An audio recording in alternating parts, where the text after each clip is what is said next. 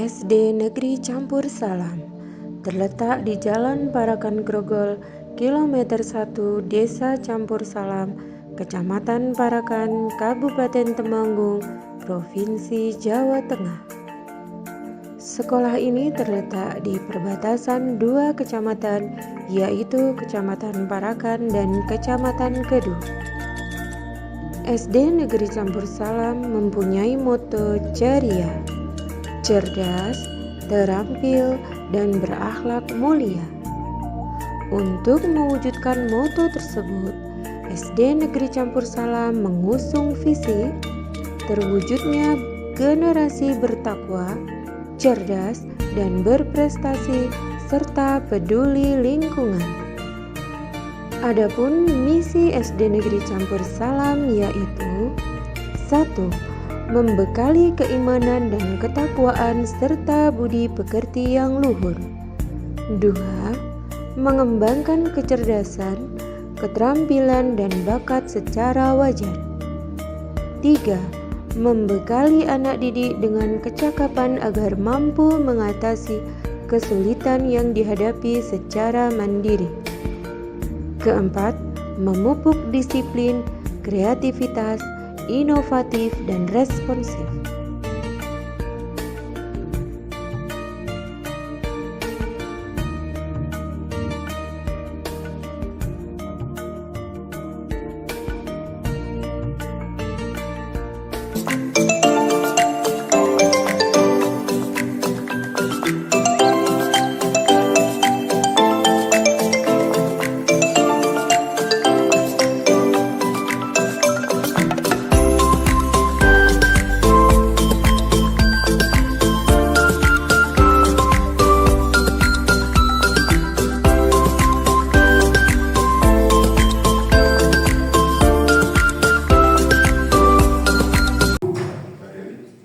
Assalamualaikum warahmatullahi wabarakatuh.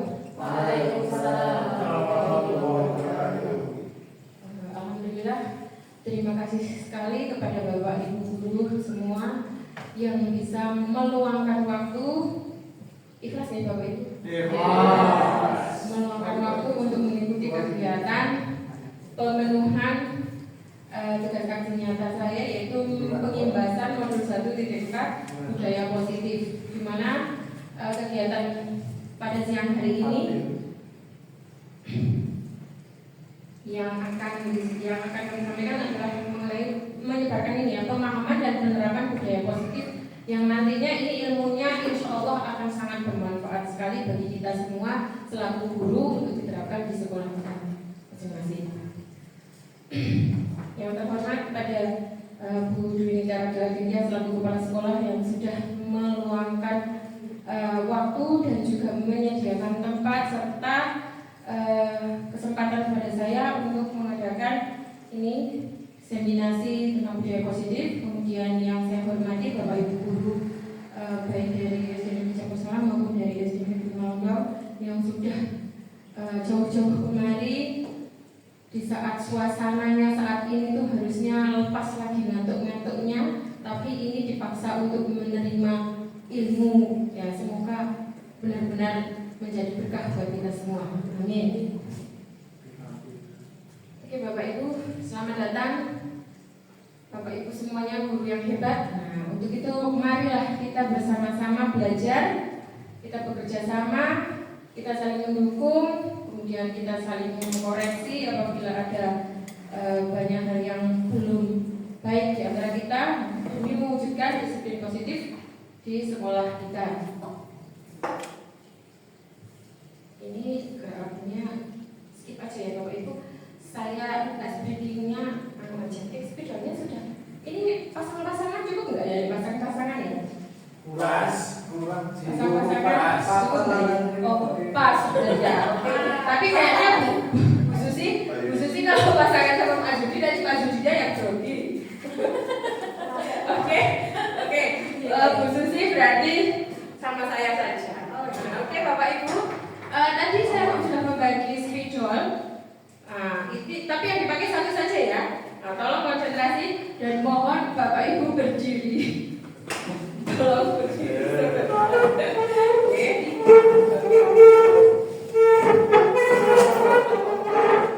Ini foto. Ya ini seperti SBD yang sudah dilakukan bersama anak-anak kita sebelumnya. Ini cuma membutuhkan konsentrasi kita, supaya kita fokus biar gak ngantuk. Pertama ini adalah SBD-nya kepala bunda lutut kaki, tapi karena ini kita posisinya berdiri dan ada hijab, jadi cukup kepala bunda perut, kepala bunda perut gitu saja. Kalau nanti ketika saya memberi instruksi kepala bunda perut ya disesuaikan di tangan kita. Nah, nanti setelah itu terakhir ketika saya bilang spidol, tolong rebutan spidol yang ada di tengah-tengah. Nah, spidolnya satu saja yang dipakai. Tolong diletakkan pas di tengah-tengah Bapak Ibu semua, Bapak Ibu yang sudah berpasangan.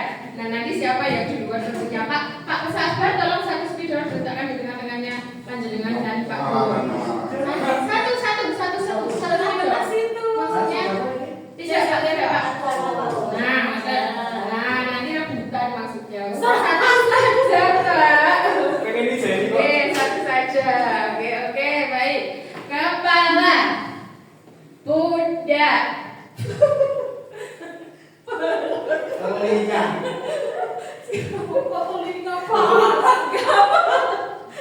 kepala perut bunda perut kepala perut spidol.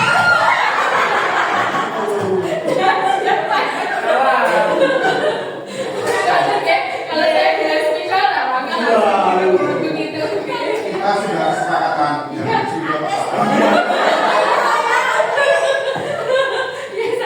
saya mengalah langsung saya lepaskan. Oke baik Bapak Ibu, terima kasih sudah biar tapi nggak ngantuk ya. Oke terima kasih, silakan kembali. Oke Bapak Ibu. Untuk yang pertama ini saya akan masukkan pertanyaan setuju atau tidak setuju ya menurut Bapak Ibu. Menurut Bapak Ibu, hukuman itu dapat mendisiplinkan anak? Tidak setuju. Tidak setuju. merdeka. Ya. Kalau dulu ya Pak ya, zaman kita dulu kalau tidak dihukum malah kita nggak disiplin ya. Berikutnya yang kedua, pemberian hukuman dengan hal positif seperti membaca atau membersihkan halaman sekolah dapat meningkatkan disiplin anak? Belum tentu. Belum tentu ya Bapak Ibu. Oke, selanjutnya yang ketiga, memberi penghargaan dapat meningkatkan motivasi belajar anak? Belum bisa tapi bisa, oke? Ya, karena gimana ya? Masih eksternal. Iya betul. Karena ini belum ada kesadaran dari dalam diri anak ya menurut kita ya. Oke, nah Bapak Ibu, nah ini nanti yang akan saya sampaikan ada 8 poin ini. Ya, konsep. Kenapa Pak? Tabungan. Ya Pak. Oke. Yang pertama tadi Pak Bohong ini seperti perut. Ya karena perut alhamdulillah perut kita sudah bersih, namun ibu-ibu sebagian ada yang belum. Yang pertama yaitu perubahan paradigma belajar. Kemudian yang kedua disiplin positif, saya kacamata dulu. Kemudian yang ketiga nilai-nilai kebajikan. Yang keempat kebutuhan dasar manusia. Yang kelima motivasi perilaku manusia. Kemudian yang keenam posisi kontrol guru. Kemudian keyakinan kelas, dan yang terakhir adalah segitiga restitusi. Nah ini kayaknya yang terakhir mungkin Bapak Ibu ada yang sudah melakukan, ada yang sudah biasa mendengarkan, atau mungkin ada yang baru pertama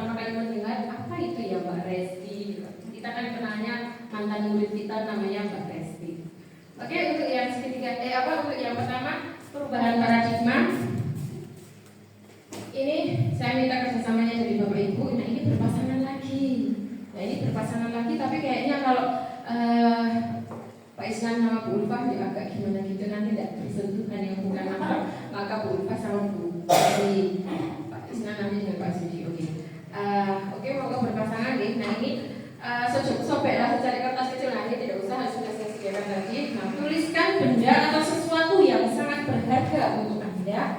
Monggo apa kerja terserah. Nah kemudian letakkan tulisan itu di tangan, dilipat atau di tangan, di satu tangan Anda dan genggam dengan segala daya. Kemudian teman Anda akan mencoba dengan sekuat tenaga untuk membukanya. Nah kemudian dengan begitu ya, teman Anda bisa membujuk, mengancam, menghardik, merayu, menyuap berarti Bendanya yang bisa dipegang atau abstrak atau bisa digauli. terserah Pak. Jadi itu anggaplah sebagai yang dituliskan oleh Bapak Ibu itu rahasia gitu ya. Jadi mau itu rahasia yang dengan kemudian apa saja yang terdapat membuka kepala tangan Anda. Itu terserah, ayo pokok sekilasnya saja. Nggak sabar kota.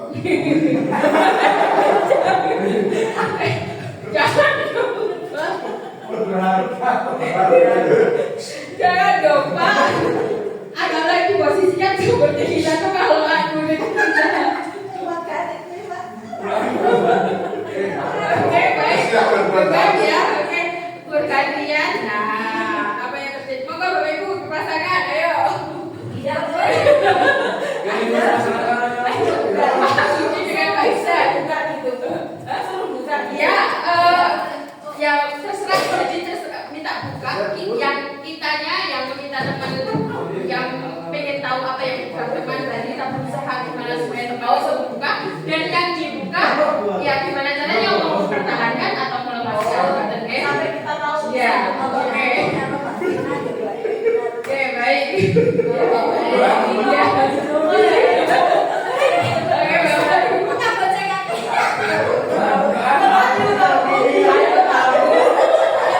Oke, tadi seperti yang tadi saya katakan, boleh dengan membujuk, mengancam, menghardik, merayu,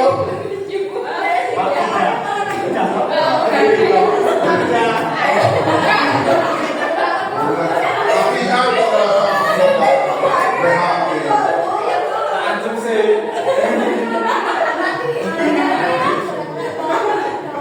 Ya. ya isi benda-benda dan isi. Saya berhasil. Pak Bowo dan Pak Sabar berhasil. Begitu terbuka. Berarti terbuka. Oke.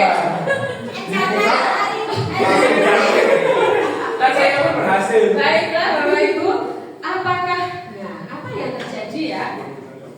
Bervariasi antara yang bersedia membuka dan tetap bertahan menutup kepala tangannya. Siapa saja tadi yang masih tetap bertahan?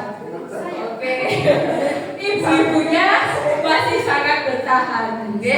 Oke, sementara untuk yang bapak-bapaknya sudah terbuka tentunya. Kita sendiri yang memegang kontrol atas kepala tangan kita. Nah, apakah kita membuka atau menutup kepala tangan kita itu tergantung pada diri kita masing-masing. Jadi sebenarnya intinya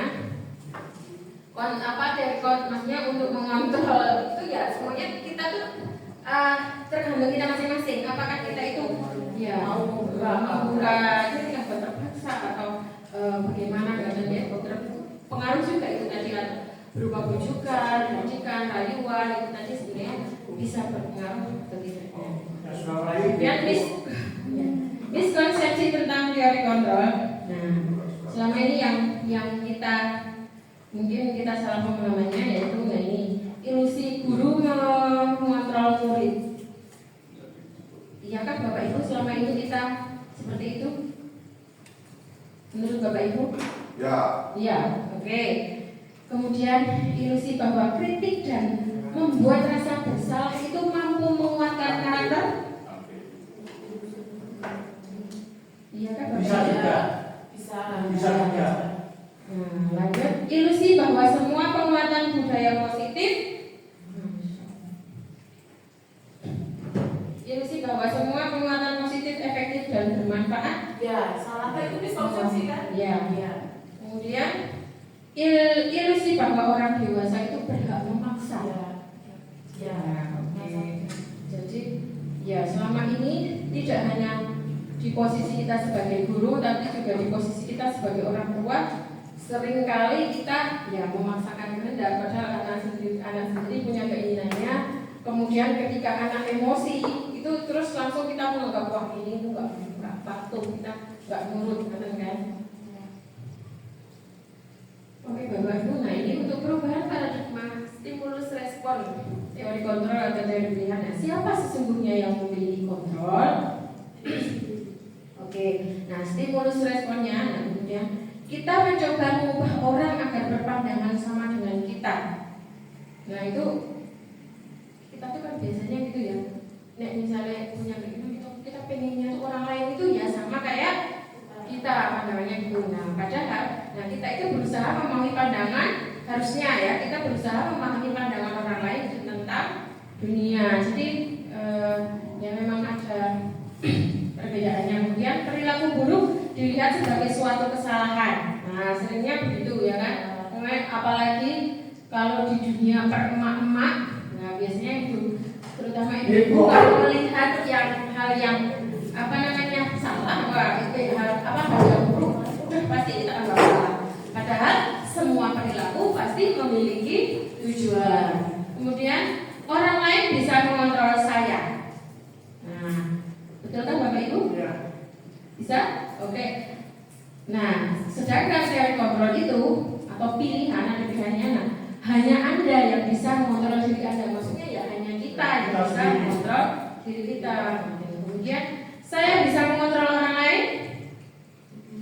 Ya bisa sebenarnya ya kan kalau kita ya, oke. Anda tidak bisa mengontrol orang lain. Ya sebenarnya kalau mengontrol orang lain kita bisa saja menganggap seperti itu, tapi kenyataannya itu terkadang apa yang kita mengontrol orang lain itu kadang tidak sesuai, tidak mau melakukan apa yang kita minta. Itu bisa juga Pak. Jadi tidak semuanya karena bermula dari kita hanya kita yang bisa mengontrol diri kita itu tadi. Jadi ada semacam kayak pemberontakan terus pemaksaan ada pada saat rujukan gagal. Sedangkan ini kolaborasi dan konsensus menciptakan pilihan-pilihan baru. Kemudian model berpikir menang kalah. Nah ini harusnya kalau untuk teori kontrol harusnya model berpikir menang-menang, jadi tidak ada yang kalah, semuanya menang.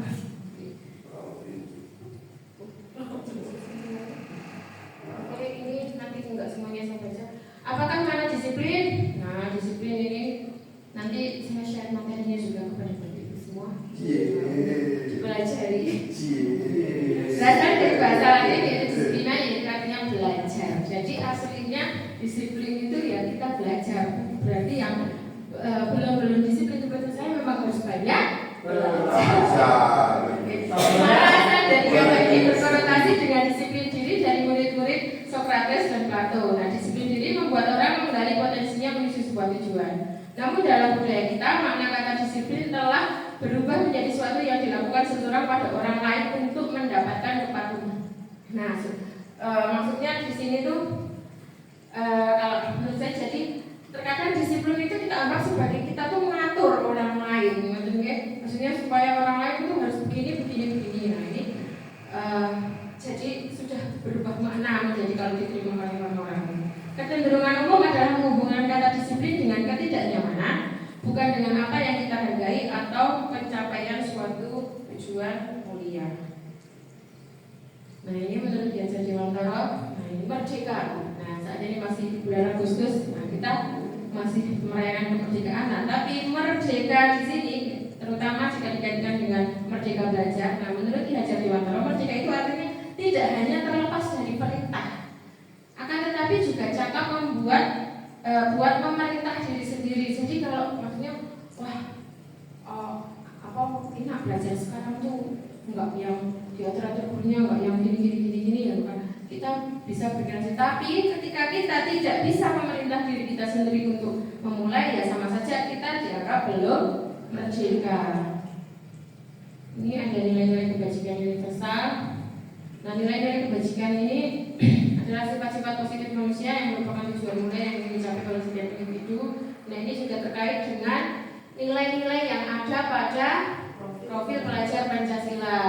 Oke, Bapak Ibu yuk nyanyi yuk, kok kayaknya udah apa ya? Kayak ngantuk lah. Yuk kita nyanyi profil pelajar Pancasila. Mau berdiri apa? Berdiri kita dalam budi pekerti. Oke, yuk Bapak Ibu yuk nyanyi dulu kita. Yuk. Profil pelajar Pancasila 1, 2, 3. Pelajar Pancasila beriman dan bertakwa pada Tuhan Yang Esa dan berakhlak mulia, berkebinekaan global, gotong royong mandiri, kreatif dan bernalar kritis. Ini sebagai seorang guru kalau misalnya tidak hafal dengan P5 ini kayaknya P3 Bu. Oh. Pelajar Pancasila. Oh iya, P3. Kalau tidak hafal dengan profil pelajar Pancasila ini kok kayaknya sungguh gimana ya? Untuk selanjutnya, setelah kita belajar tentang nilai-nilai kebaikan tadi, sekarang kita lanjut ke kebutuhan dasar manusia. Nah, manusia itu memiliki kebutuhan dasar. Butuhnya dalam di sini. Nah, kebutuhan dasar manusia adalah segala sesuatu yang kita lakukan untuk mendapatkan apa yang kita inginkan. Seluruh tindakan yang kita lakukan memiliki tujuan tertentu dan semua usaha terbaik yang kita lakukan dalam rangka agar kebutuhan dasar kita terpenuhi dengan baik. Nah, kalau kita yang namanya manusia pasti semuanya memiliki kebutuhan ya Bu ya. Nah, apa sebabnya? Gimana sih caranya kita memenuhi kebutuhan dasar? Apa ini tadi 5 kebutuhan dasar? Ya, ini 5 kebutuhan dasar manusia. Yang pertama adalah bertahan hidup. Ini jelas ya Bu, Bapak Ibu semuanya pasti bertahan hidup. Kemudian kebutuhan yang kedua adalah kasih sayang dan rasa diterima. Yang ketiga penguasaan. Yang keempat kebebasan. Dan yang kelima adalah kesenangan. Bertahan hidup, saya yakin Bapak Ibu semuanya sudah paham. Kasih sayang dan rasa terima ini ya rasa diterima, rasa diterima. Kadang kita itu cuma mencurahkan kasih sayang kok, tapi kadang itu apa ya Pak? Anak itu misalkan Bapak melakukan sesuatu terus seperti kalau yang kita misalkan di kelas, terus dia melakukan atau memberikan sesuatu ke kita, tapi kita sama sekali kayak nggak respon atau lalu itu anak itu merasa pasti kan rasanya tapi ketika kita dengan antusias walaupun suasana hati kita sedang tidak baik, tapi ketika antusias, nah itu anak itu pasti akan memiliki ini senang ya Pak, merasa ya saya merasa dihargai gitu. Kemudian harga diri, ini masuk ke penguasaan, keinginan untuk dianggap, kemudian kebebasan, mandiri, kemudian kesenangan ini bermain, humor. Nah kita juga tidak hanya juga Bapak Ibu guru juga kan butuh ya Pak, ada satu masa di mana kita tidak harus panang terus, kita juga butuh kencang terus. Kemudian teori motivasi perilaku manusia. Nah ini Pak, yang kemarin begitu penting itu gini. Jadi teori motivasi perilaku manusia. Nah ini akan sering kita lihat juga ketika kita menghadapi anak-anak. Nah ini ada 3 teori motivasi, yaitu yang pertama untuk menghindari ketidaknyamanan atau hukuman. Nah apa yang akan terjadi apabila saya tidak melakukannya? Ini berarti masuknya masih motivasi eksternal. Jadi motivasi dari luar. Jadi kayak misalkan anak-anak kita kan kalau setiap hari Senin itu ya walaupun tidak selamanya, tapi ada 1 atau 2 anak yang datang terlambat. Nah, lalu yang datang terlambat barisannya di depan, menghadap barisan peserta yang lain. Nah, kemudian suatu saat dia berusaha dari rumah, berusaha gimana caranya jangan terlambat. Dia niatnya, pokoknya aku kudu makasih, saya harus berangkat lebih awal supaya nanti saya enggak ditaruh di depan. Nah, itu kan berarti karena takut, hanya menghindari pengumuman. Kemudian yang kedua untuk mendapatkan imbalan. Nah, untuk mendapatkan imbalan ini kan berarti adanya ya iming-iming atau hadiah gitu. Nah, ini juga termasuk motivasi eksternal. Itu juga hal yang menurut saya kurang bagus juga, karena itu berarti tidak dari kesadaran diri. Kemudian kalau yang ini untuk menghargai diri sendiri, jelas ini adalah motivasi internal, yaitu yang berasal dari diri sendiri. Nah ini jadi ini Pak. Nah mungkin ada yang membaca judulnya mungkin agak lain gitu ya, agak aneh. Dihukum oleh penghargaan. Loh, maksudnya gimana? Kok penghargaan menghukum? Itu toh, kok dihukum oleh penghargaan? Nah, jadi bahwa penghargaan berlaku sama dengan hukuman. Jadi tidak selamanya penghargaan itu baik. Itu, jadi ya tidak selamanya penghargaan itu baik atau hadiahnya itu baik. Jadi ketika kita selalu terus memotivasi anak dengan memberi penghargaan, jadi itu bisa menyebabkan ketergantungan, gitu. Jadi kayak mungkin tidak menumbuhkan keikhlasan pada diri anak dan tidak ada kesadaran pada diri anak ini. Jadi nanti ada pengaruh jangka panjang, jangka pendek dan jangka panjang. Terus ini penghargaan menghukum, penghargaan mengurangi ketepatan, penghargaan menjadi tidak efektif, penghargaan merusak hubungan, penghargaan menurunkan kualitas, penghargaan mematikan kreativitas, dan juga penghargaan mengurangi motivasi intrinsik. Kemudian kasih penghargaan juga. nah nanti saya mulai belajar ya, Pakai pahala. Iya. Melakukan rokok ke surga. Oke. Kemudian bentuk program kebajikan ada apresiasi. Nah ini dalam memberikan apresiasi atau apa perlu diingat. Ini ada yang apresiasi secara khusus pribadi, semua pribadi atau pergantian secara konsisten proses. Ini maksudnya kita tuh perlu mengapresiasi anak juga kayaknya memang harus memperhatikan ini. Kenapa kok ada yang khusus, ada yang pribadi, ada yang semua? Kalau yang semua murid itu mungkin kalau ketika di kelas kita sedang terus ada anak yang menjawab pertanyaan yang bagus, kita apresiasi misalkan dengan tepuk tangan, itu kan itu memacu agar teman yang lain bersemangat juga. Tapi ada hal tertentu terkadang kita memang perlu secara pribadi. Kenapa? Supaya tidak menimbulkan rasa iri. Pertumbuhan. Iya, pertumbuhan sosial, betul sekali. Terus contoh pengakuan atau apresiasi kebajikan ini. Nah ini kalau dilihat kemarin saya perhatikan rasa empati itu besar sekali. Ini pada saat menolong murid baru di kelas kita, contoh-contohnya. Nah, terus saya menghargai dirimu pada saat kamu bantu teman-temanmu di kelas kelompok. Terus ini tugas program ini tidak disambung. Oke, ini yang oh ya ini dulu ya Mas sorry Pak. Ini tadi mau jawabannya. Oke Bapak Ibu, coba perhatikan Bapak Ibu. Ini supaya kita belajar dari yang pertama dulu ya, yang ini. Nomor 1, mencatat 100 kali di dalam buku kalimat saya tidak akan terlambat lagi karena terlambat ke sekolah. Ini menurut Bapak Ibu, apakah hukuman atau konsekuensi? Hukuman.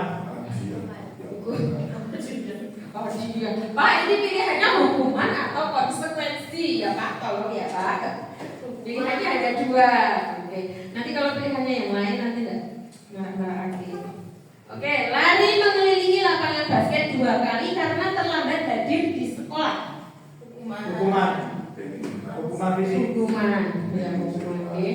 Kemudian murid diminta untuk push up 15 kali karena tidak menggunakan masker.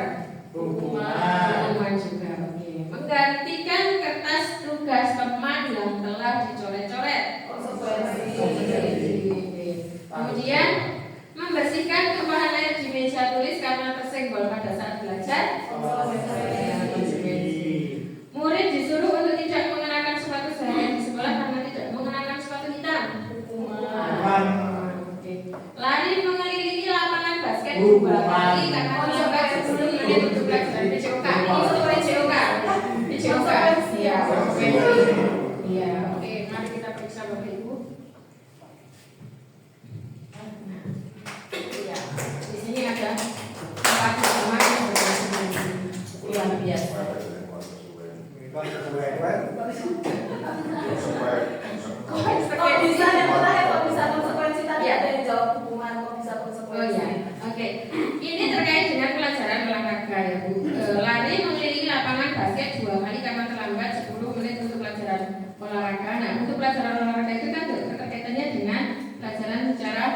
fisik. Nah, ini di apa namanya bisa diasumsikan bahwa supaya apa namanya kayak pemanasan atau supaya anak itu wah ini jadi tidak dianggap sebagai hukuman karena tadi kan ketika kamu terlambat itu bapak ibu guru sudah melakukan apa-apa dengan teman-teman yang lain mungkin masuk pemanasan itu atau apa gitu supaya nanti juga melakukan pemanasan.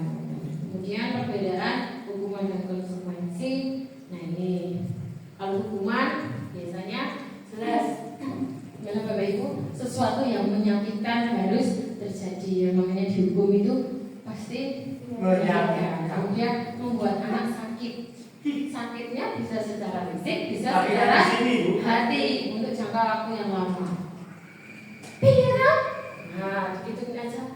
Mana itu langsung waktu itu sudah.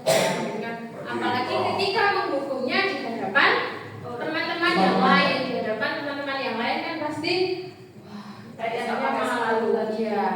Ada satu kasus ya misalkan gimana langsung dihukum nggak pakai sepatu hitam, terus selama dari pagi sampai pulang disuruh tidak usah pakai sepatu, nah kan otomatis malu gitu Pak. Itu pasti akan terjadi. Padahal mungkin alasannya tidak pakai sepatu hitam mungkin karena basah atau memang tidak punya. Lowong. Anak jadi membenci kedisiplinan. Ya memang terkait dengan itu masing-masing pribadi, tapi hukuman yang terlalu sering diterima itu malah membuat ya kita kok lewat. Jadi seperti yang pernah kita alami sebelumnya kan memang ada anak yang ketika ya itu saja yang melakukan kesalahan gitu. Terus hukuman itu jelas paksaan, tidak ada kesadaran dari dalam diri anak ya. Mendorong anak menyakiti diri sendiri juga bisa. Konsep diri yang buruk, anak belajar untuk menyembunyikan kesalahan. Nah ini malah yang bahayanya ini. Ketika kita sering menghukum, anak lama-lama jadi sesosok yang pembohong juga. Ya toh? Kadang kalau misalkan sudah mengerjakan PR, yang tidak mengerjakan PR kemudian langsung diberi hukuman, nah anak jadi sudah padahal hasilnya belum. Nah ketika dikoreksi ternyata jawabannya masih kosong semua. Kan jadi tadinya menjawab sudah padahal belum, kan jadi sosok yang pembohong. Marah, kemudian rasa bersalah, dipermalukan dan merasa tidak dihargai.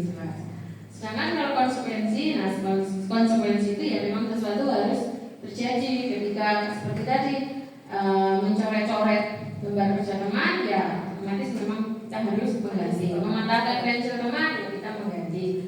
Kemudian membuat anak merasa tidak nyaman dalam jangka waktu pendek. Ini juga memberikan rasa tidak nyaman, tapi hanya dalam jangka waktu yang pendek. Gitu. Anak menghargai disiplin, kemudian stimulus atau tanggapan itu tidak berupa paksaan, kemudian mendorong anak agar mudah menyesuaikan diri, kemudian konsep diri yang baik, anak belajar untuk mematuhi peraturan dan kehilangan hak ini dibuat tidak nyaman atau dihasilkan untuk sementara. Nah ini, jadi apakah ini hukuman atau konsekuensi ini? Kalau hukuman jelas kita anggap kurang baik, ya jelas tidak baik. Kalau konsekuensi nah ini baik atau tidaknya, nah mari kita kaitkan dengan 5 posisi kontrol guru. Nah dari 5 posisi kontrol guru coba perhatikan Bapak Ibu. Yang pertama apa Bapak Ibu? Penghukum. Nah penghukum itu jelas kita sudah bisa membayangkan penghukuman siswa. Di sini ceritanya adalah siswa yang datang terlambat. Nah ini pertama posisi penghukum.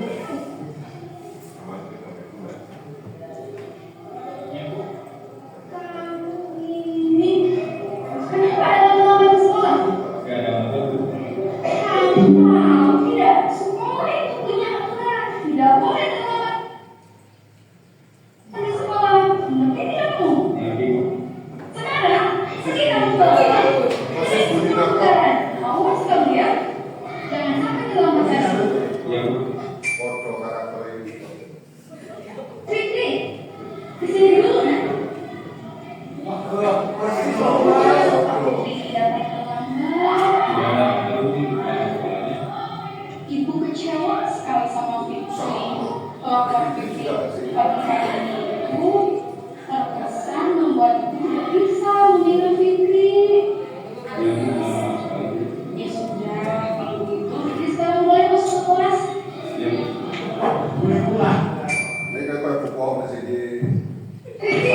Sini dulu, Pik. Kenapa ya Pik? Benar begitu. Ya, kalau begitu, baiknya jangan malam lagi ya. Nah, kalau gitu, boleh kelas. Oh, Bunda, ini Bunda. Fikri, sini dulu.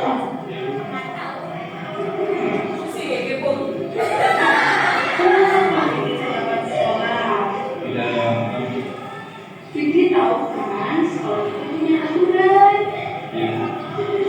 Ada yang kali ini Fikri melanggar. Ya, sebagai konsekuensinya, karena Fikri dapat pengawasan ke sekolah, sekarang Fikri pergi ke Tolga, bersihkan Tolga, kalau sudah selesai, Fikri masuk ke kelas ya.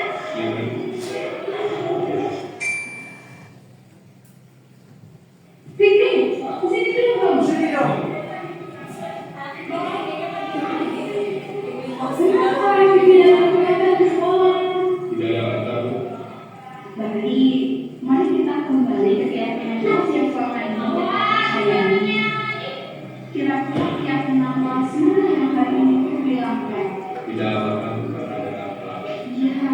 itu memberitahu bahwa kelas sekolah ini melanggar keyakinan kelas kita yaitu tidak benar. Karena Fikri sudah meyakininya, kira-kira Fikri mau memperbaikinya? Iya, karena Fikri meyakini untuk memperbaikinya, kira-kira Fikri pun tidak solusi untuk memperbaiki kesalahan tadi.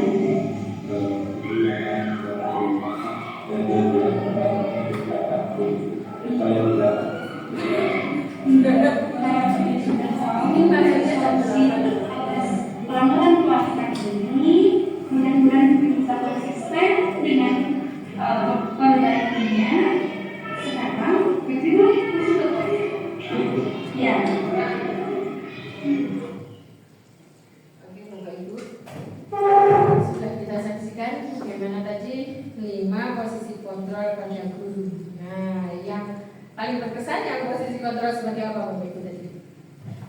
Jadi paling berkesan aja dulu, maksudnya ini saya belum tanya, ya, tapi yang paling berkesan, yang diingat jadi video yang Sudah terpengaruh memberikan itu tadi ke penghukum kayaknya kalau saya pribadi sudah ngomong tadi berkesannya apa? Berkesannya bukan kesan yang baik tapi yang langsung tadi saya apa? Nah itu kan sadis sekali.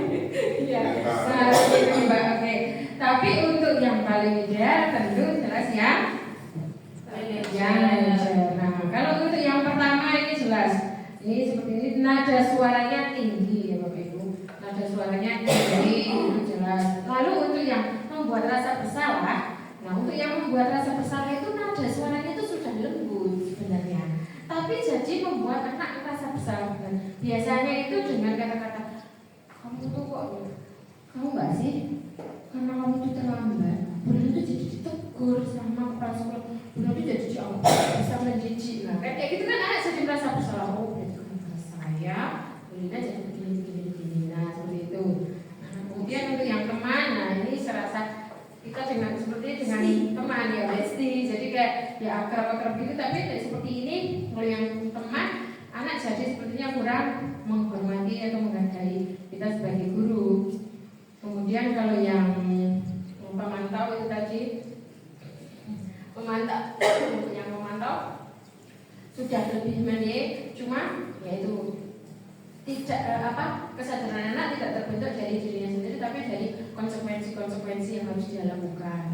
Sedangkan kalau yang posisi manajer itu adalah posisi di mana jadi anak itu bisa mencari solusinya sendiri dengan bimbingan kita. Kemudian di antara kelima posisi kontrol tersebut yang sebaiknya seorang guru menggunakan posisi kontrol sebagai manajer. Lalu ini ada keyakinan kelas. Selanjutnya apa sih keyakinan kelas? Nah, mengapa keyakinan kelas? Mengapa bukan peraturan kelas? Nah, kalau dulu sekolah itu biasanya banyak dengan aturan-aturan.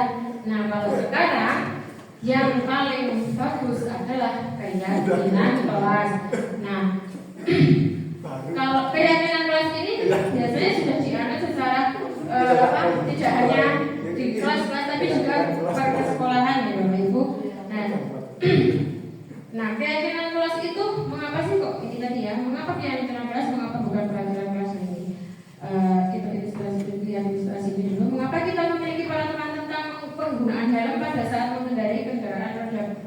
2 atau motor. Nah, pasti kan kita akan menjawabnya kemungkinannya supaya selamat, ya kan, aman. Mengapa kita memiliki peraturan tentang menggunakan masker dan mencuci tangan setiap saat? Ini ketika pandemi kemarin, nah, tentunya pasti dijawab untuk kesehatan dan keselamatan.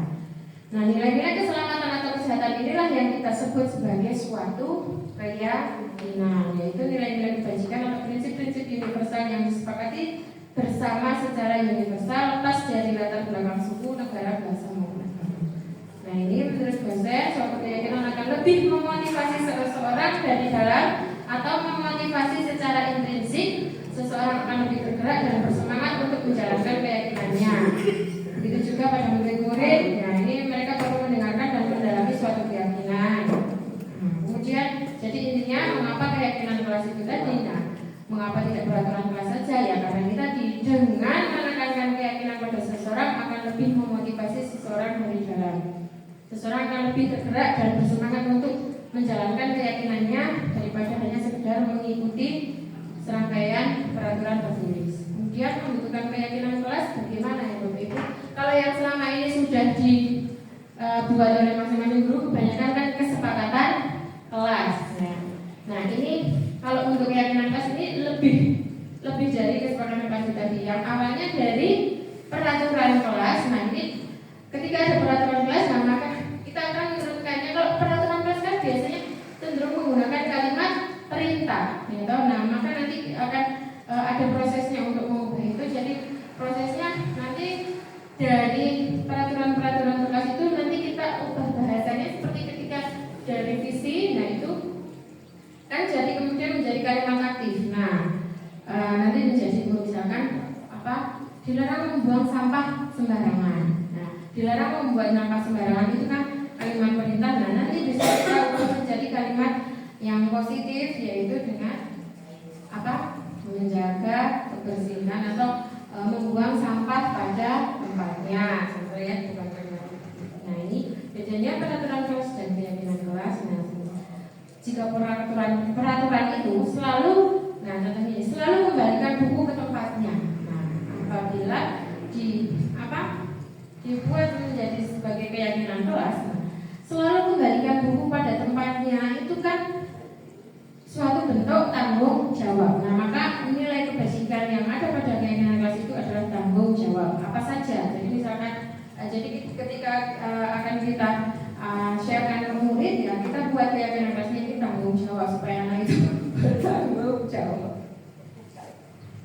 Oke, dilarang mengganggu orang lain. Nah mengganggu orang lain itu kan seperti bentuk tidak menghormati orang lain. Nah tentunya berarti keyakinan kelasnya adalah menghormati orang lain. Kemudian hadir di sekolah 15 menit sebelum pembelajaran dimulai. Nah itu termasuk juga ke dalam menghormati orang lain atau berkomitmen. Dilarang melakukan kekerasan, berarti keselamatan, ini kan keselamatan untuk orang lain dan juga menghormati orang lain.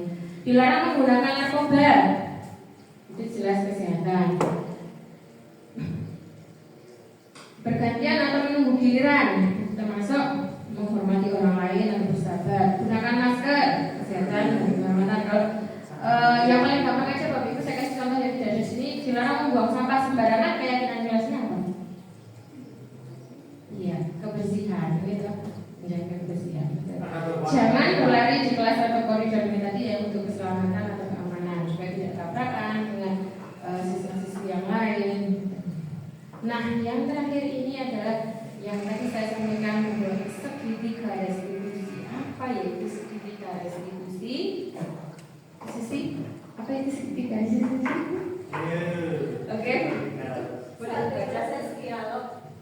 Suatu proses dialog yang dijalankan guru atau orang tua akan dapat menghasilkan kesimpulan dan tanggung jawab. Restitusi kan? Ya, diskusi. Restitusi itu sama seperti diskusi tadi. Ini bukan restitusi tapi restitusi ya Pak. Oke. Nah ini proses dialog. Kok di situ kok ada orang tua? Nah, kenapa kok ada orang tua? Jadi karena penerapan segitiga restitusi itu ya seharusnya tidak hanya dilakukan oleh seorang guru terhadap muridnya, tapi orang tua terhadap anak itu juga perlu melakukan segitiga restitusi. Nah, apa ya segitiga restitusinya? Segitiga restitusi adalah tahapan ini dari ngobrol, diskusi, dialog dari hati ke hati. Nah, ini dengan prosesnya yang dimulai dengan ini tidak terputus begitu saja ya Pak, tapi saling keterkaitan sambung nyambung ini dari yang pertama yaitu menstabilkan identitas, yang kedua validasi tindakan yang salah, kemudian yang ketiga menanyakan keyakinan. Nah, apabila dikaitkan dengan posisi kontrol guru tadi, yang 5 itu tadi, nah maka segitiga restitusi ini akan sukses berjalan atau akan sukses dilaksanakan apabila menggunakan posisi kontrol sebagai manajer. Nah, bagaimana itu maksudnya? Nah, menstabilkan identitas. Seperti tadi di video, mungkin Bapak Ibu masih ingat tadi yang video kita saksikan. Ketika Fikri datang terlambat, apakah gurunya langsung menghukum? Tidak. Tapi tadi ketika Fitri datang terlambat, bu gurunya menanyakan, ya kan? Kenapa kok datang terlambat? Ya, itu kan jadi mencari tahu. Karena saya tidak di motor bla gitu. Nah, kemudian si bu gurunya menanyakan, Fikri, apa keyakinan apa? Bukan itu, tapi Fikri tahu kan apa? Mesti kesalahan Fikri. Nah, intinya menstabilkan identitas itu jadi kita itu mengetahui, kita itu membuat anak menyadari dan mengetahui apa yang sudah dia lakukan. Ini jadi menstabilkan identitas ini membuat anak yang merasa gagal karena berbuat salah menjadi positif terhadap dirinya. Kalau anak terlambat biasanya dipanggil gitu, sini, nah sini dulu, atau Pak, entah dengan bahasa halus pun biasanya anak itu Mbak sini dulu gitu, anak udah duduk. Pasti gitu ya kan. Tapi ketika tapi ketika si gurunya berkata, kenapa kok dengan kayak gini? Ini bu saya nggak ada motor. Tadi ibu yang nganterin langsung si kebaran dan benar. Oke, nggak apa ya. Berbuat salah itu hal yang manusiawi ya.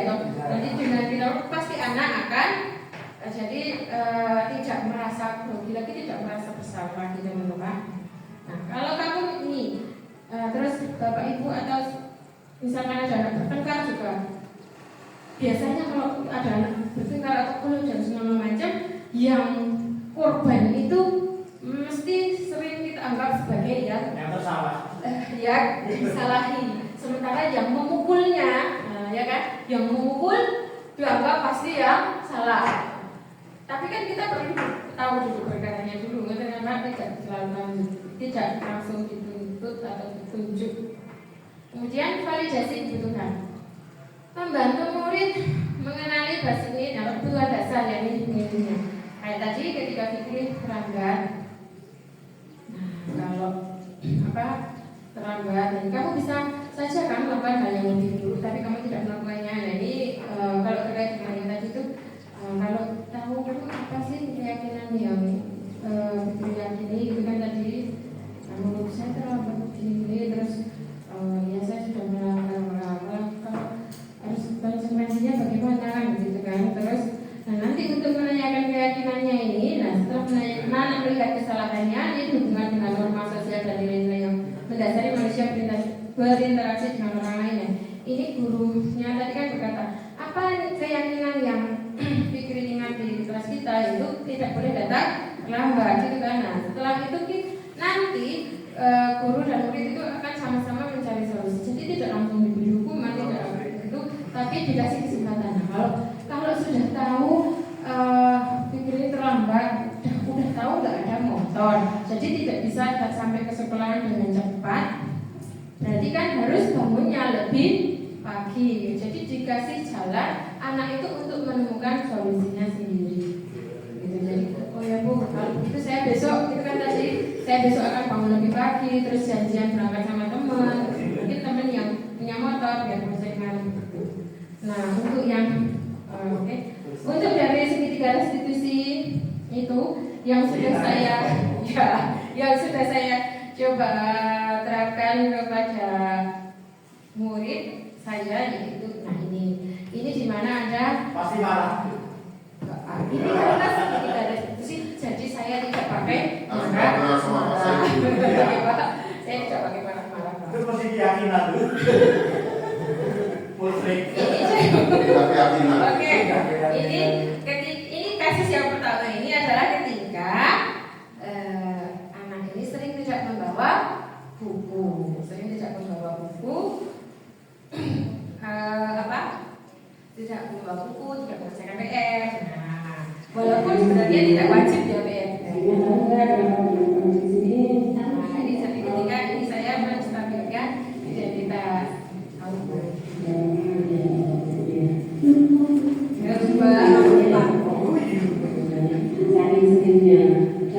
Siapa yang pilih Pak? Saya. Kan ini tidak dihukum, jadi anaknya tidak berlaku. Coba. Nah ini sekilas saja Pak. Ini jadi, nah ini juga ketika kemarin. Ketika ini kasus yang pertama, terus ini yang kasus kedua ini ketika Mas Zainal. Nah ini sama seperti halnya itu kan kemarin ini adalah Mas Zainal mukul Hanan. Tapi permasalahannya bukan terus semata-mata Zainal yang salah juga, tapi ternyata ketika bukan juga.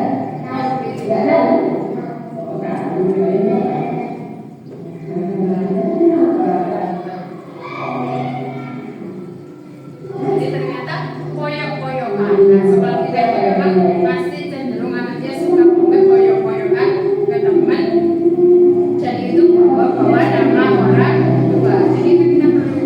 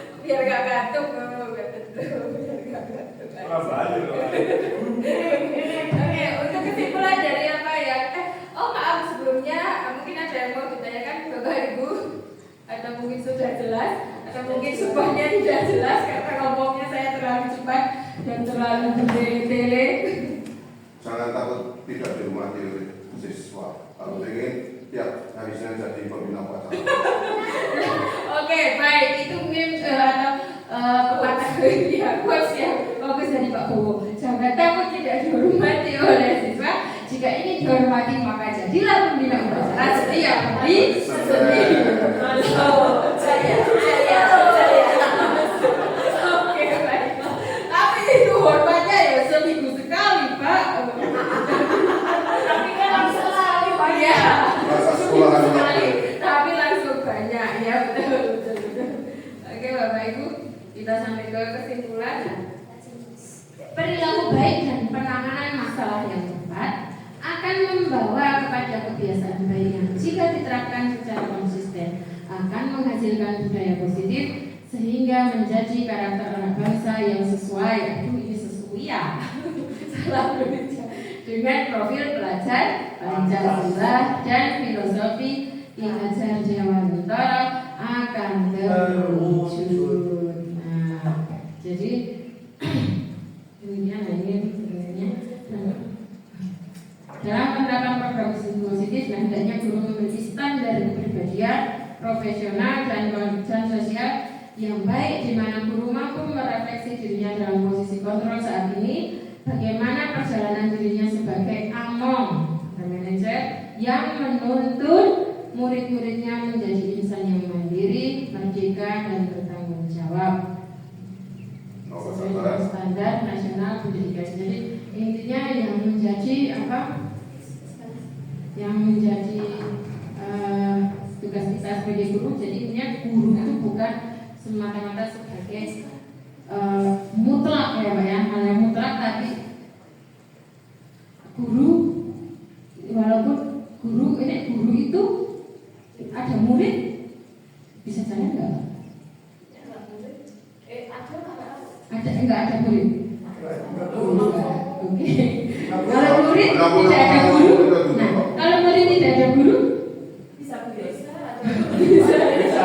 ya, jadi maka jadi sebenarnya tidak terus semata-mata murid yang membutuhkan guru, tapi guru yang membutuhkan murid juga, ya kan? Nah, jadi keduanya harus saling berkesinambungan. Jadi kalau semacam itulah, kalau ada guru yang merasa dirinya paling wow gitu, tapi ya Bapak Ibu, terima kasih sudah mengikuti presentasi saya dengan antusias, walaupun tidak ada padang pasir ya Pak.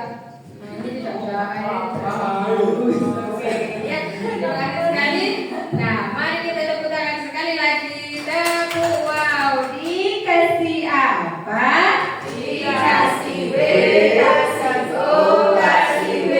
Agus Wibowo.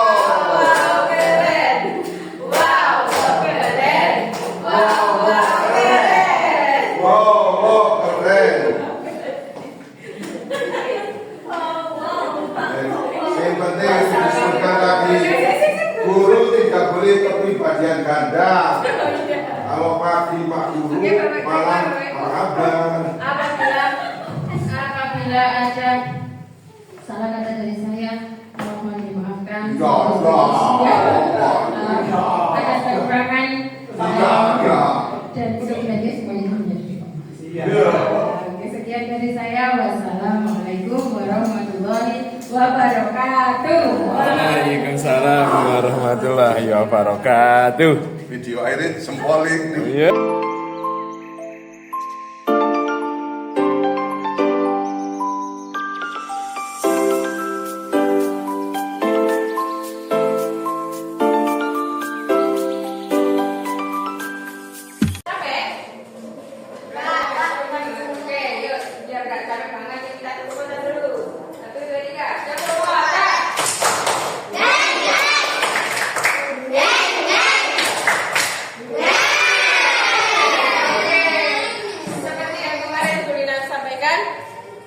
Kita hari ini membuat kesepakatan kelas. Nah, kalau kemarin kita sudah kerja bakti, bersih-bersih lingkungan sekolah. Nah, gunanya buat apa sih seperti itu? Iya, membersihkan kelas, di sekolah biar bersih ya, lingkungannya. Oke. Nah, kira-kira supaya kelas kalian itu nyaman, asik, kita belajarnya enak, berarti kita kan harus bikin kesepakatan. Oke, kita bikin kesepakatannya, jadi tidak perlu mengatur, bukan aturan. Kalau mengatur kan berarti yang tertulis seperti harus bersesuaian dengan database sebagainya itu. Nah, tapi kita ini bikin yang kita sepakati, untuk kelas kita. Nah, kelas kita kira-kira menurut kalian apa saja kira-kira kesepakatan yang mau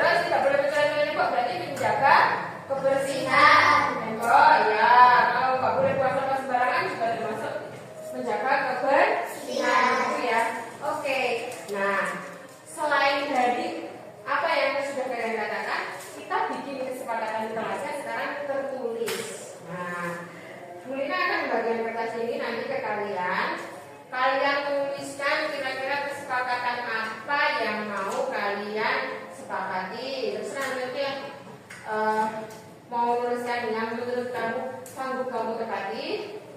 Terus nanti guru akan menyiapkan kertas untuk menempel nanti baju satu-satu. Kalau yang sudah selesai nanti ditempel gitu ya. Oke, tak gantikan. Mau pakai polanya sendiri-sendiri atau pakai spidol aja? Spidol? Oke. Siapa yang mau pakai spidol? Yang mau pakai spidol boleh, yang pakai polanya boleh ya. Yang mau pakai spidol yang dulu nanti ada ke depan. Oke. Boleh, juga boleh. Satu boleh. Mau bikin yang banyak juga boleh. Kira-kira yang bisa kamu update-nya. Ya, satu yang berapa? Kamu hijau. Hijau. Yang mau dua tadi siapa yang mau dua? Oke, yang mau dua. Satu kertas untuk satu kesepakatan ya. Berarti kalau yang mau bikin dua, minta kertasnya dua ya. Oke. Terus. Oh, dua. Warnanya beda ya. Oke. Terus. Siapa yang tadi bilang tiga? Oke, Mas Dena mau tiga boleh. Berdiri ya, karena ini kan dilihat kayaknya. Berdiri ya posisinya. Berdiri ya. Karena lemnya ada di mau baju apa? Dua. Oke, sama warna kuning. Apa? Mau tiga? Oke, boleh. Siapa yang belum dapat? Yang belum dapat kertas? Oh, pakai stiker juga boleh ya? Yuk. Mas Afif nggak berangkat ya? Oke, jadi berarti ini nanti kesepakatan dari 13 anak. Mas Afif besok menyesuaikan. Ada lagi? Yang agak besar sepertinya satu kertas untuk satu kesepakatan. Oke, guru akan menyiapkan kertasnya yang akan kalian gunakan untuk menempel.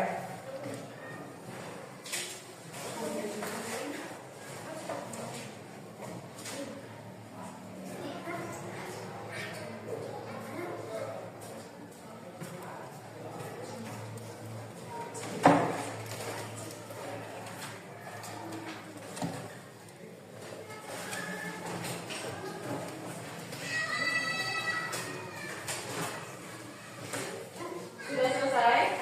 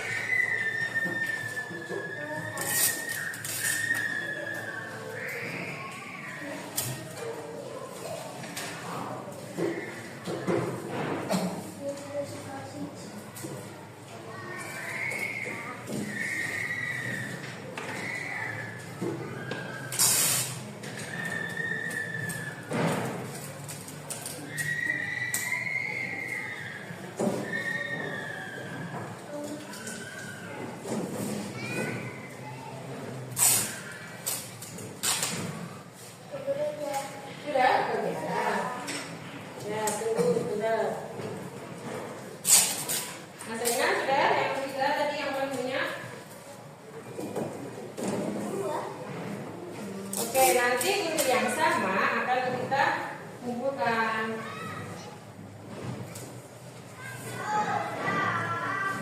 Terus nanti untuk kesepakatan yang sudah dikumpulkan nanti kita cek, nanti Bu Guru langsung mengetik dan kalian tinggal menandatangani saja di form. Oke? Nanti setelah istirahat kalian cap jempol setelah Bu Guru ngetik, print dan kalian tinggal menyepakati, begitu ya? Oke, sudah? Sudah. Oke, baiklah sekarang kalau sudah kalian mulai menempelkan. Bentar. Kenapa tadi? Kertasnya sobek apa gimana? Oh, mau tambah. Oke, ada yang mau tambah lagi nggak? Mbak Katrina, berarti tambah lagi jadi 3. Oke, mau 3. Oke, 3. Siapa saja yang sudah? Oke. sudah selesai? Oke, kalau sudah selesai, kita akan segera menempelkan. Yuk, silakan yang sudah selesai bisa membentuk barisan, kita tempelkan. Kesepakatan kelas 4. Kita tempelkan di sini dulu ya. Oke. Ya, maju satu-satu, silakan ditempelkan. Ayo Mas Zainal, tempelin Mas. Tempelkan.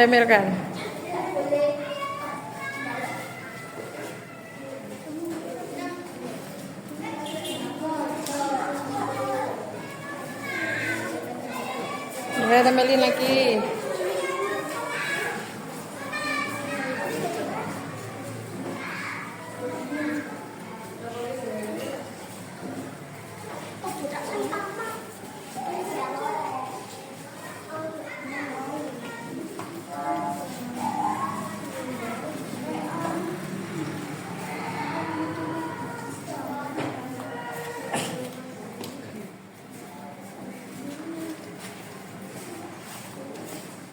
Wah, keren. Ini ada siapa yang tadi rajin membaca buku. Boleh tuh. Tidak boleh bicara tembok.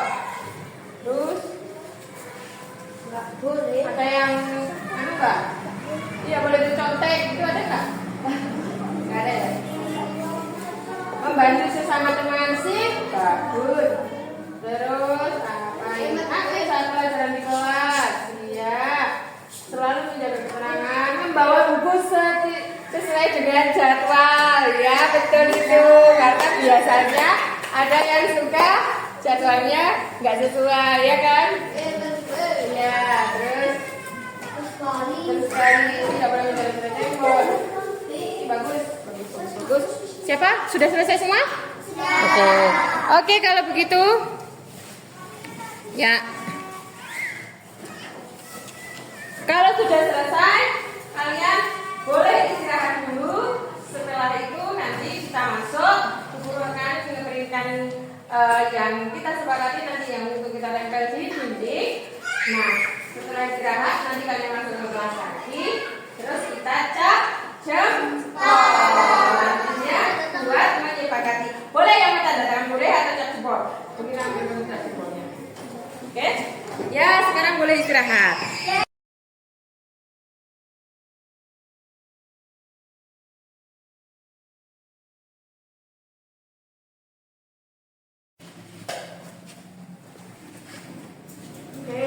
Sudah istirahatnya? Sudah lapor lagi? Ya, oke. Guru sudah mengetikkan hasil kesepakatan kalian dan sudah boleh lanjutkan dan sudah boleh printkan nih. Jadi ini kesepakatan yang harus kita semua sepakati. Setuju tidak? Oke, nah nanti kalian lanjut satu persatu. Nanti bisa cap jempol. Untuk cap jempolnya nanti diarah di sini. Terus sama ditulis nama dulu ya. Di bawahnya jempol. Ada yang mau tanda tangan, ada jempol. Yang mau tanda tangan juga boleh. Nanti di sisi tidak harus semuanya di sini. Nggak harus semuanya di sini. Misalkan tanda tangannya di sini juga boleh. Oke ya. Ini fotonya siapa ya? Ada yang tahu fotonya siapa ini? Ya, fotonya kalian semua. Fotonya kalian semua. Oke. Karena ini kesepakatan kelas 4, jadi ya fotonya foto kalian dong. Oke, maju satu persatu.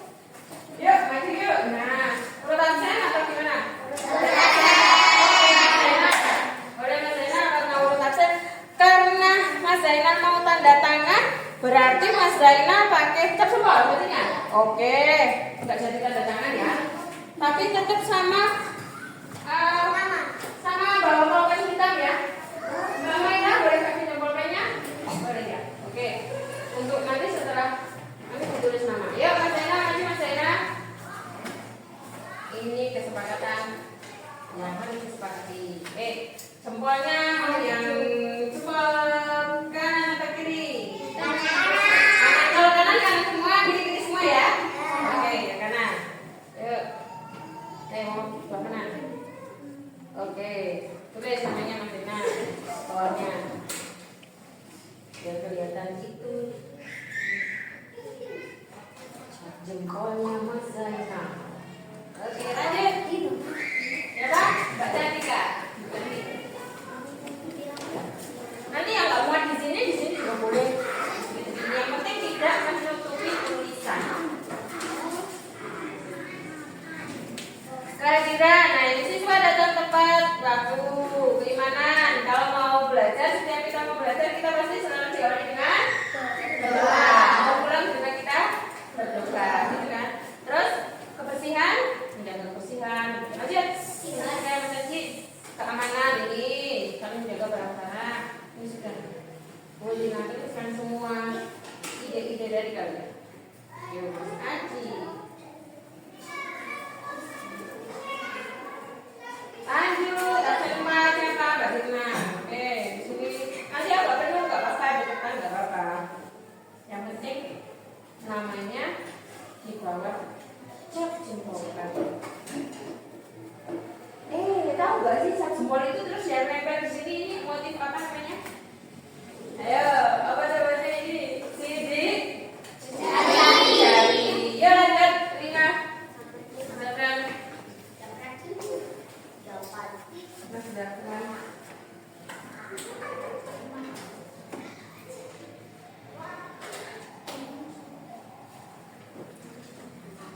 Lanjut, siapa lagi Nam? Ya, Mas Arga siap-siap biar nggak terlalu lama. Mas Arga siap-siap.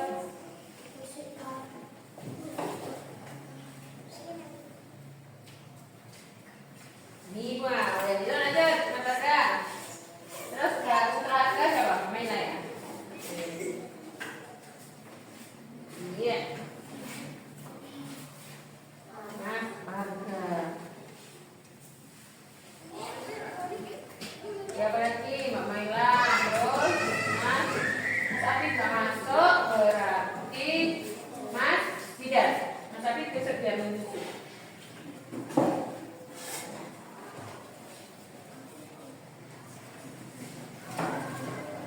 Yo, Mas Bidan. Setelah Mas Bidan, Mas Jabar dulu apa Mas dulu? Mas Afif ya? Afif dulu. Bukan masuk dulu ya, Nabi Fahya. Masa absennya sendiri lupa. Tidak. Ya lanjut, Mas Nabil. Ini ngasih kosong. Ini ngasih sini kosong.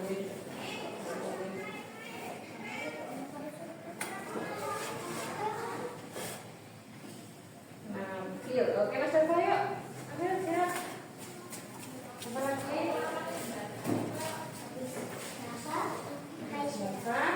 Mbak Raisya mau di sini sama Pak. Ini ya boleh. Apa?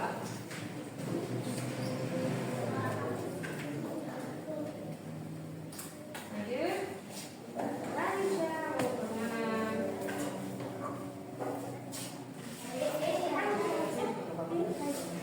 Pakainya sini kalau apa? Ini tulisannya kecil banget. Ya lanjut. Terakhir nih Pak kamu mana? Nanti terakhir Bu Guru.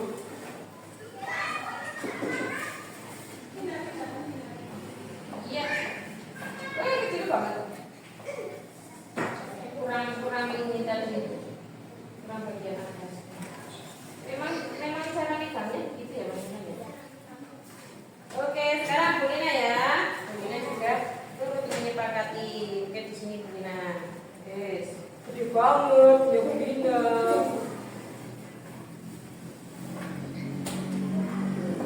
Oke. Kita sudah selesai menyepakati. Tepuk tangan. Oke. Untuk kesepakatan kelasnya kita tempelkan di tempat yang sudah terlihat. Kira-kira di mana di masuk situ saja ya. Terus atau di situ. Kalau situ nanti kita letakkan papan absen jadi baca ya. Oke. Siapa yang mau membantu menempelkan? Ya, ayo siapa? Ayo masing-masing. Yang mau membantu menempelkan. Ayo. Oke. Bentar. Oke baik, sudah ada Mas Nabil dan Mas Idan yang akan membantu menempelkan kesepakatan kelas kita. Yuk ditempelkan yuk di tempat yang paling dekat dengan pintu. Atau kalau di situ kurang cukup di bawahnya saja Mas. Itu nanti Bu Guru mau menempelkan daftar piketnya ya. Nah situ ya. Jadi yang paling kelihatan dari pintu masuk.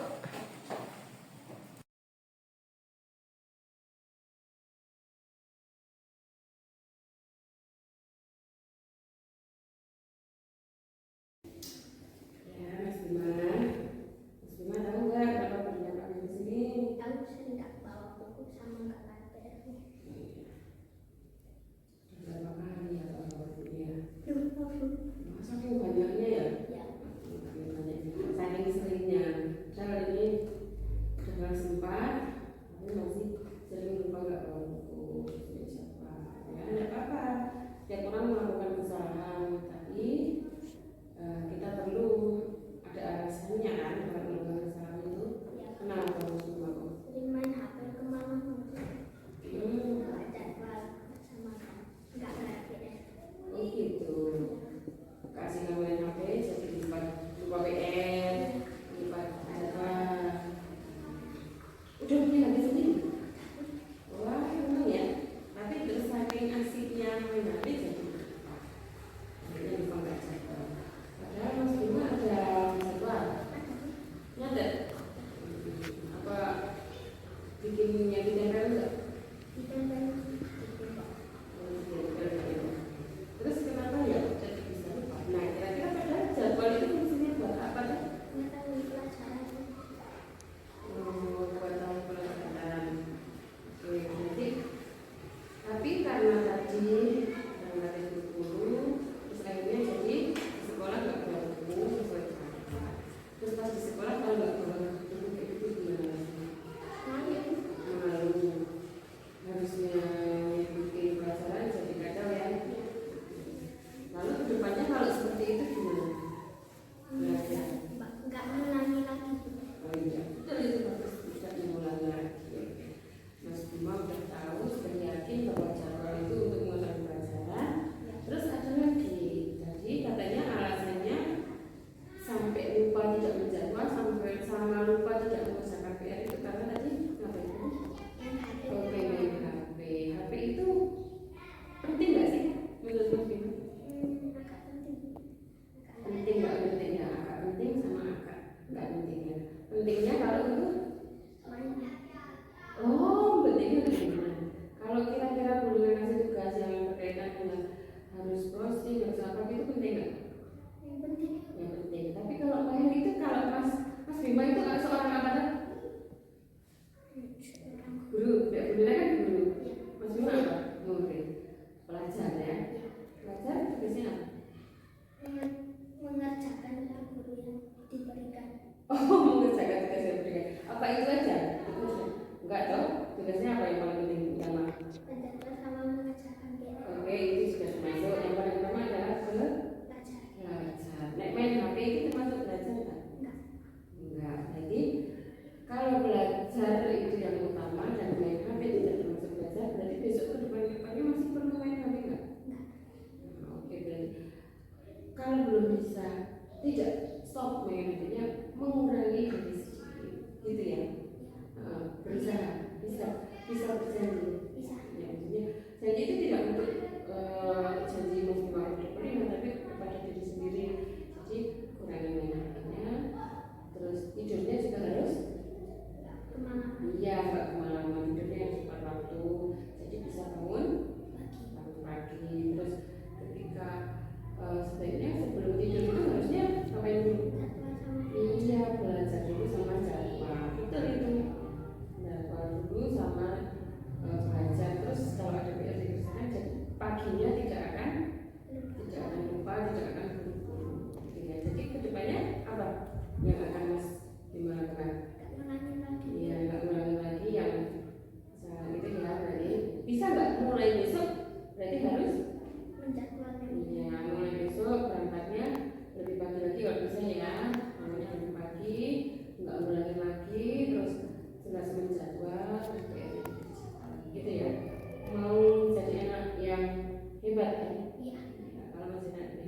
mau jadi